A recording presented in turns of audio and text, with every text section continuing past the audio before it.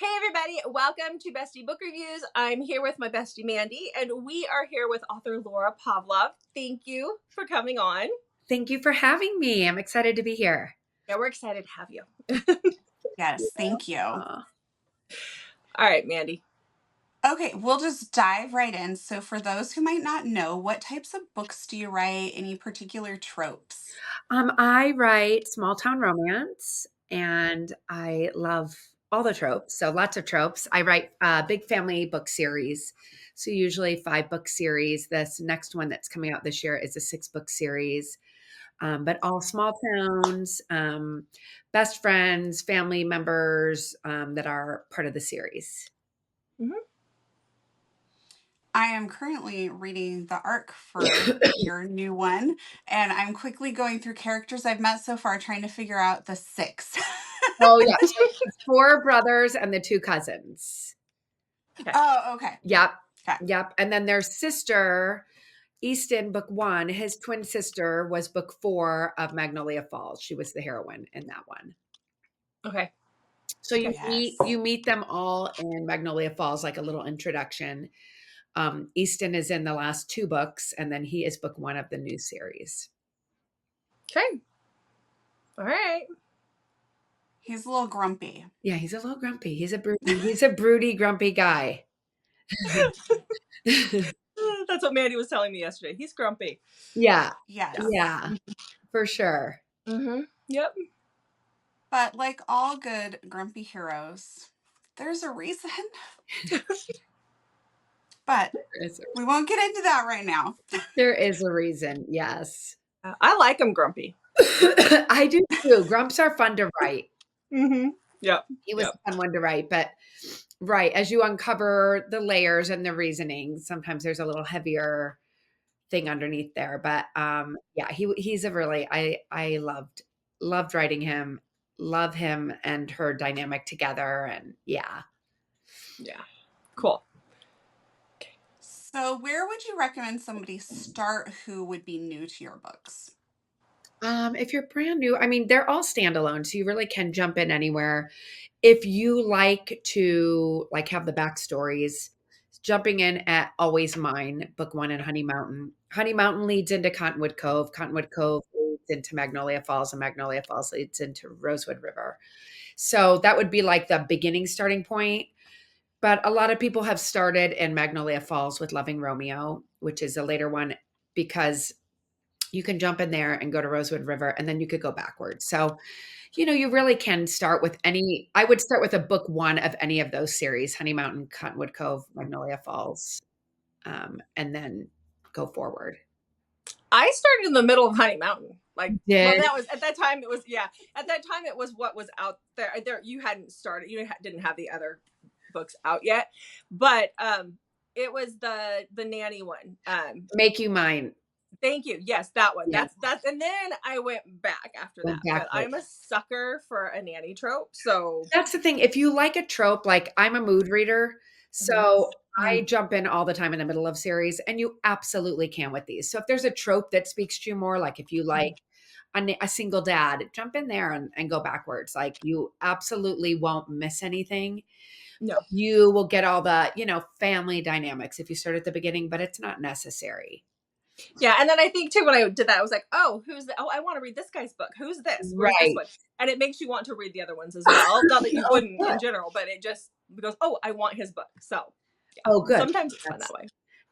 That is the hope, that it makes you want to go, through the backlist and go back and meet those characters. But yeah, you can really jump in anywhere. Yeah, which is the beauty of it. I love that. Thank you. Mm-hmm. Yes, it is nice when you can just kind of jump in and not feel like you're missing big plot holes. Right. Yeah. Right. Yeah. For sure. Sometimes that happens in other books when there's not even books to read before that. I encountered that this week. I started reading a book and I'm like, I feel like I'm missing something. Where's the rest of it? And it was a standalone.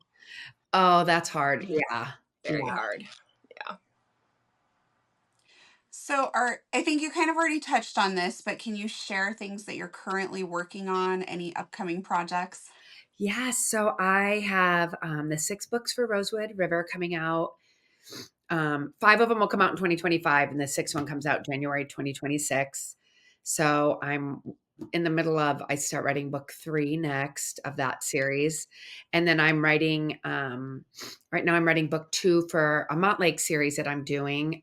It's a 2-book series, Small Town Alaska, 2 wedding planners. And that's been really fun. So I'm kind of in between Blushing Alaska and Rosewood River. So I'm kind of bouncing between these 2 worlds. So those are the big things for this year. The Steal My Heart releasing next week, or January 9th, I should say, because I don't know when this airs. Sorry. Oh, that's fine. This airs on the 8th, and then it comes out tomorrow. Then it would be, but this is my first time doing duet narration for audio. So, and I've had great feedback with that. So excited to try that out this year. The duet narration, and then we have, so I have 7 releases this year, new releases, and then Wow. a lot of bookstore releases with Entangled. So it's going to be a busy year. Yeah, that sounds very busy and jam-packed. Yes, very, but all exciting stuff. So yeah, exciting. Well, if you need help with the Alaska books, I am an Alaskan girl. So I know we talked about this in Seattle at one point, but yes. Yep. Yeah, I've had so much fun with that. Like just the wildlife in Alaska, and yeah, it's been really fun writing something very different. Yeah, it's a whole different world up there, right? People don't realize it until they've been, but yeah, it's a whole different world up there. Yeah. Yeah. So that's the big stuff for this year coming up. Okay. That's a lot. That is exciting for us readers, though. 7 new books from you in 1 year. Yeah. It's gonna be, it's probably why I'm kind of sick now. I'm more than halfway through writing those. So it's been this year, I did a lot of the writing for this upcoming year. So yeah, it was a busy one, but it was exciting. Like I was excited to get to write with Montlake and try my first, traditionally published series. So, but I didn't want to lose my momentum on the books that I was already writing. I wanted those to continue releasing, as planned. So yeah, it'll be a lot this year, but hopefully everyone loves them and they're, everyone keeps reading. So that's the hope. I'm sure they will. So do you have audio coming out same day release as the books? Yes, it'll all be live releases same day. I just announced yesterday, Entangled just acquired the print rights for this Rosewood River series. So the paperback for the release on the 9th will come out the Tuesday after. It'll be just a few days after. But it won't release in bookstores for a little bit, but it'll be available everywhere online. Perfect. Yeah. Yeah. Awesome. So how did you become a romance writer? So I was a school teacher for 17 years. I taught kindergarten through 5th grade. The last 10 years I was in kinder. So it is interesting because I was teaching, these little cuties how to read and then going home at night and writing books that I want to read. So I taught for 17 years. And then once my kids, went off to college, I was like, I kind of want to try this. So I published a few books while I was still teaching, more as a hobby, like just to try it. And, my close friends and family read it. It did not, they've since been unpublished. They were terrible. But then I was like, I wonder how you could do this like for real. So I just wanted to try it. And then I took the leap 4.5 years ago. I left teaching to write full time. So it's been an adventure and I had no idea what to expect. And it just, turned into something so much more exciting than I ever in my wildest dreams imagined. So it's been pretty cool. Yeah. Yeah. So how do you come up with your ideas? I honestly don't know. They're just kind of there. Like the ideas are, like when I sit down to start a new series, I'll just, lay it out how many siblings there's going to be or how many friends, how many books I'm going to do, what the tropes are. And the ideas are just kind of there. It does get harder. Like I think I'm writing book 30, maybe 36. It gets harder to come up with new conflicts and Mhm. like I'll be writing it. I'm like, wait, I think I already did that, like something similar. So I do have this like whiteboard right here, my very high tech system, and it's all like color coded with Sharpies, but it Yep. shows like what the conflict was, the trope. So you have to be a little more creative the further I think you get into it, Mhm. come up with fresh ideas and something different. Yeah. So do you draw some of those conflicts from everyday life? Like, Yeah, or do you pretty from much things I hear, see, Yeah. read, for sure. And then, Yeah. yeah, just I love to observe. I'm always watching. Like I will watch a couple in the airport and like get a whole story. I'm like, oh, there's something going down there. Oh my goodness. He's something, or like just a look. Sometimes you can see a look in it, kind of the way someone looks at someone else. You're like, oh, that was swoony. Mhm. That was very swoony. So yeah, a lot of things like that, like just everyday life, things you hear, things you see. I have two kids that are 27 and 29, so I'm always listening to how they speak and Right. their like funny terms and yeah. Yeah, my mom should have been an author. She loves to people watch. But when we were kids, I remember being like in the doctor's office and the walls weren't very thick. Right. And you'd hear somebody in the room next door and I'd be talking to my mom and she'd be like, shh. And Oh, she's like, she's listen. And I'm like, Ma! But it was also a small town where there's a lot of gossip. So that is so I funny. can't hear. She's still that way. So It's so funny. Well, she probably loves reading. no, not at all. Oh, Not at all. really? She just likes drama. She likes the So real life. Yeah, yeah. she likes to know what's going on with everybody else. She doesn't want drama in the family, but she wants to know everybody else's And drama. she doesn't want the fictional, right? No. So funny. No. Oh, Jessica's mom is in the gossip. Always. If we grew up in a very small town, and if we Mhm. like see something on somebody's Facebook, and I'll like be like, "What's going on, Jessica?" And she's like, "I don't know. Let me call my mom." And your mom always knows. Well, and part of that is my grandpa was the chief of police in that town, like her whole life. I mean, he was the longest reigning chief of police west of the Mississippi when he retired. So it was like 30 years or something, some crazy number. So she always knew what was happening. Like she just knew that kind of information. And but now that grandpa's retired, there's not as much, but she'll find out. Oh, that belongs in a book. The daughter of the chief of police is like the beat of the town. Yeah. Now she's a pastor's wife. So she's in it. She's She's getting in it. it. She needs to keep it in check a little bit more now, though. A little bit. She's got to be a little more careful now. Yes. That's But hilarious. yeah. Yeah, grandma and grandpa were kind of like royalty of the town, and then my mom had all the drama. She thrived on that. That is So hilarious. Oh my God, I love it. yeah. So, what do you like to do in your free time? In my free time, I love to spend time with my family. I like to hike. I go on a lot of walks. We've got our two dogs, so we're always doing stuff with them. And then I'm really into decorating. I love to paint. I love to interior design, so I'm always doing projects. And I love home renovations and big HGTV show girl. So, yeah, I don't have a ton of free time. So when I do, it's something like go for a nice hike, spend time with the family. I like to cook. So With the kids being in their late 20s, are you a grandma yet? no, I can't wait. My husband and I are like, we cannot wait for that day to happen, but not yet.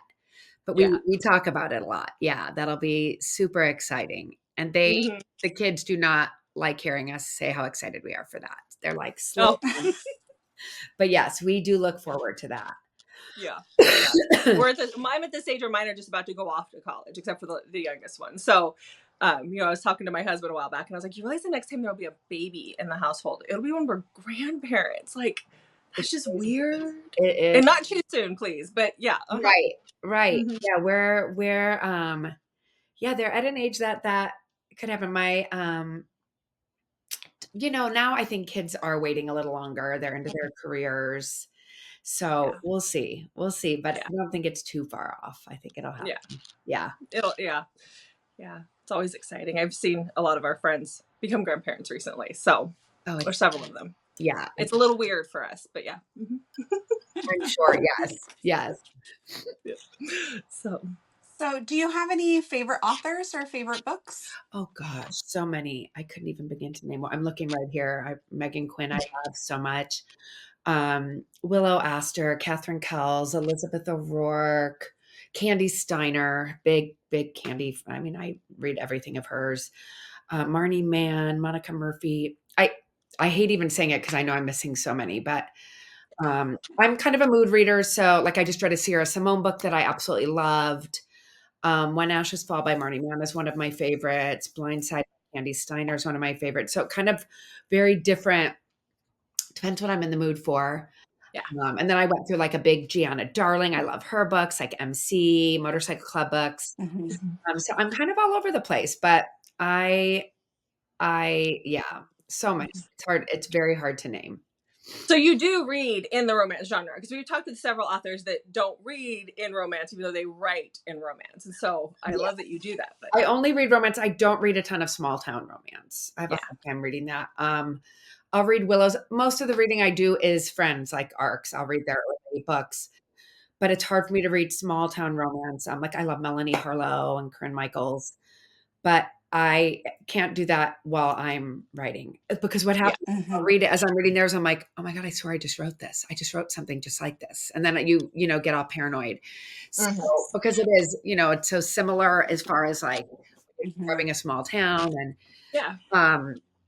I'll be like, oh my gosh, I have a fireman and he's a single dad. Like you panic. So I do love small town romance, but I'll read darker than what I write, steamier than what I write. Right. Like, I read Priest by Sierra Simone. That's very different from what I write. So it was super fun.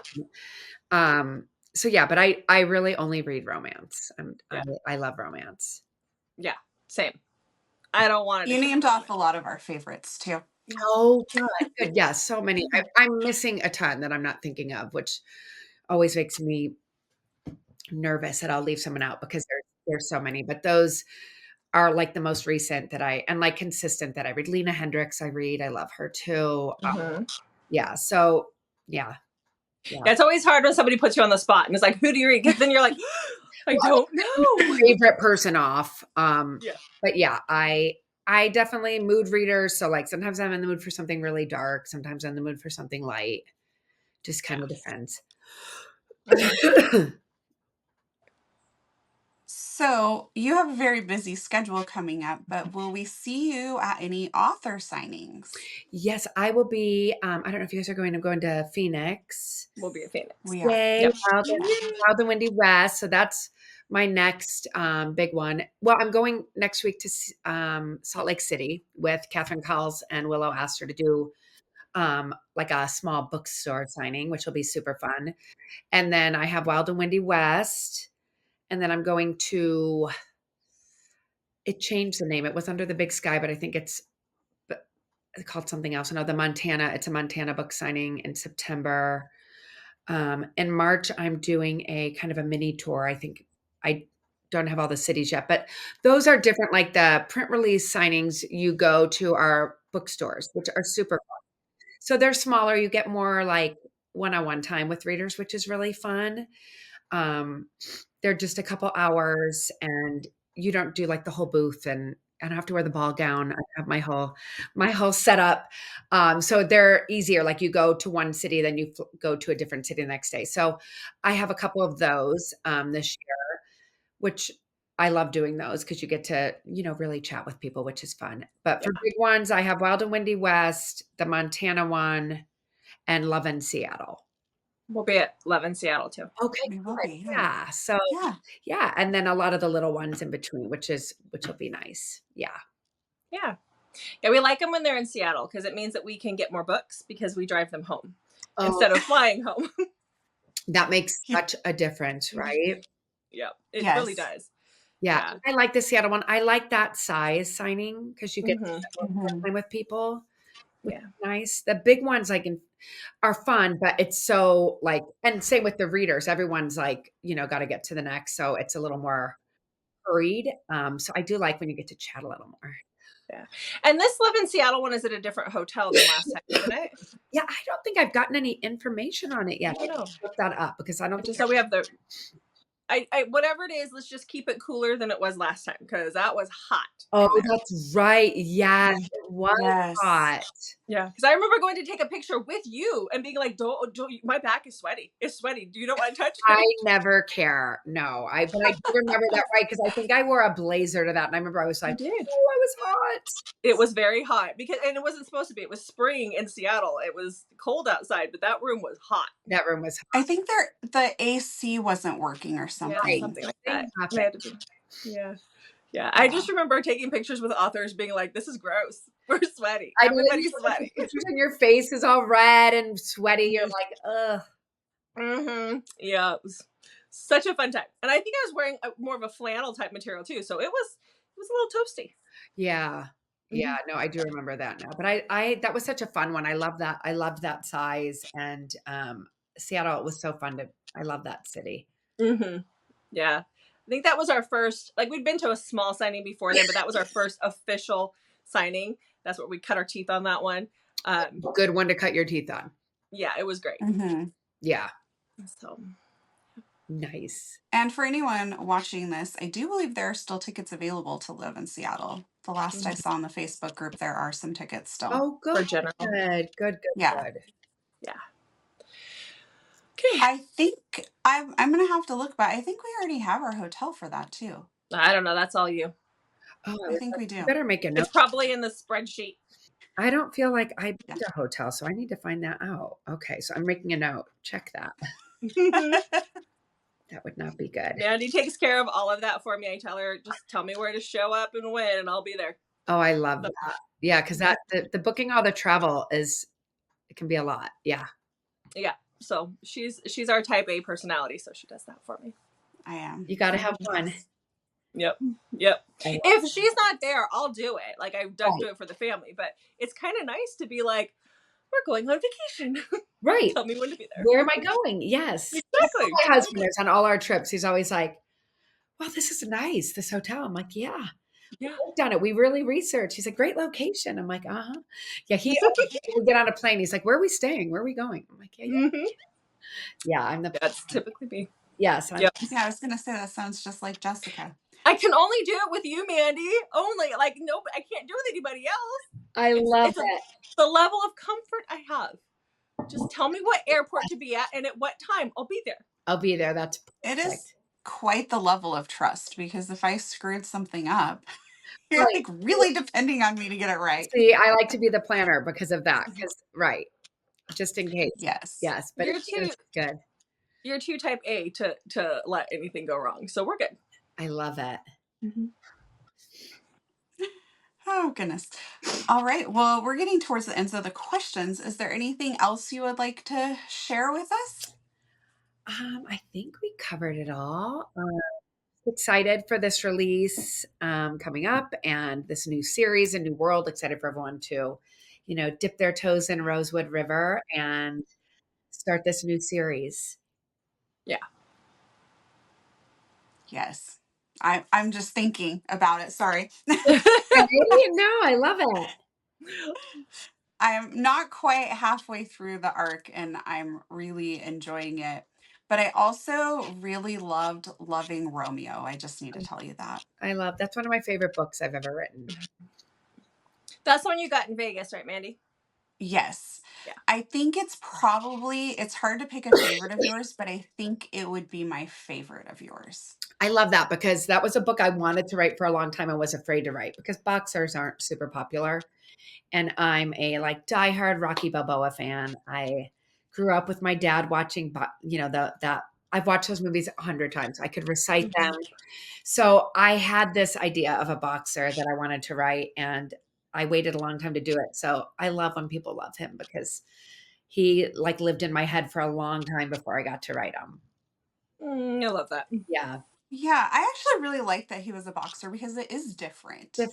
Usually in small town, you don't get that. Right. Like a small town, big boxer. And the premise with him kind of being lured into it by this big fighter, but training in a small town was so fun to write. But I did have to kind of find that balance. And I could have made the whole thing about his training and no one because I love that whole aspect. so fun to write the fight scene at the end. And like her owning the coffee shop and then being really into nutrition was a fun side, like to bring in the way she supported him that way. And yeah. Mm-hmm. Yeah. Yes, it was a great book. Thanks. I got the special edition with like the boxing gloves on the front I love from the you. cover. I love that cover so much. Mm-hmm. That is one of my favorite covers too. I really love that. Mm-hmm. Well, what is the best way for readers to connect with you? Social media, on Instagram, Facebook. I'm under Laura Pavlov author for everything. And then following my newsletter. It's in my bio on Instagram, all of the links. So, and they're all at the back of the books too, but my newsletter gives updates on, new releases and things like that. And Instagram is like kind of a daily, it's a lot. So right now, if you're on there, you're getting just everyday updates on what's coming out, when things are releasing, tons of giveaways and things like that also. And then my reader group is Pavlov's Readers on Facebook. And it's such a fun group. Everyone's super sweet in there. We do lots of giveaways and just really supportive. So if you want to join there, that's another really fun place to visit. Awesome. Yes. Okay. Well, that is it for this one. Thank you so much for being here today. Always. Thanks for having me. Yes. I appreciate it so much. You guys are so sweet. And thank you for thinking of me and including me. And yeah, Of course. thrilled. Thanks for coming on. We'll see you in February. And for everybody else out Yes. there, we'll see you in the next video.